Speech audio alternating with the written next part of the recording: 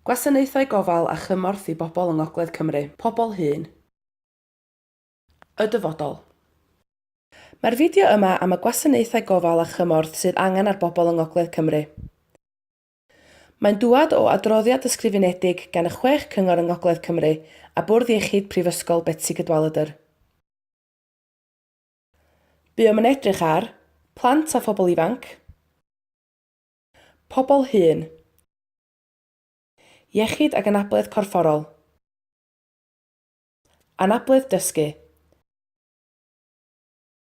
iechyd meddwl, gofalwyr,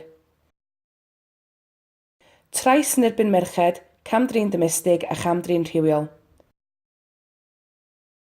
pobl yn y carchar, pobl sydd wedi gwasanaethu yn y lleoedd, pobl digartref, pobl awtistig. Megis dechrau yw y gwaith yma, ond rydym wedi dysgu llawer yn barod. Byddwn ein helpu i ysgrifennu cynllun ar gyfer gwasanaethau yng Ngogledd Cymru ar gyfer y dyfodol. Rydym yn gwybod y bydd gennym llai o arian ac yn awyddus i wneud mwy.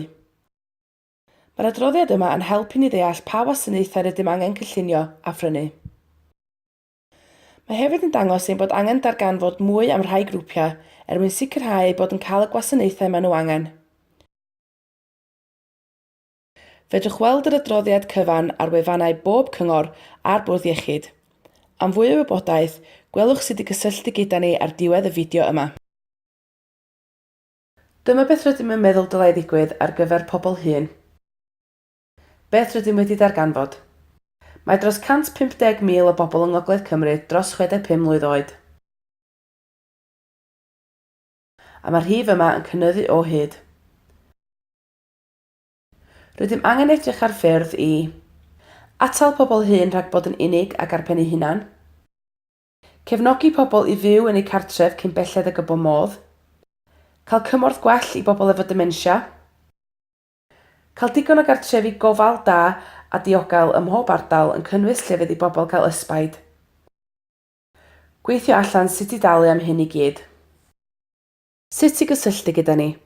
Galwch Sarah Bartlett ar dim 1824 712 432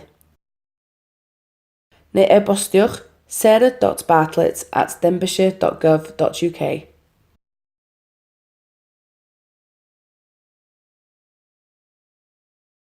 Credydau. Mae'r fideo yma wedi ei dylunio a'i gynhyrchu drwy wasanaeth Easy Read gan Inspired Service Publishing Limited, Mawrth 2017. Mae'n cwrdd ar safon Easy Read Ewropeaidd, gyda diolch i grwpiau hunan-eiriolaeth Gogledd Dwyrain Cymru a hunan-eiriolaeth Dinbych a Phrestatyn.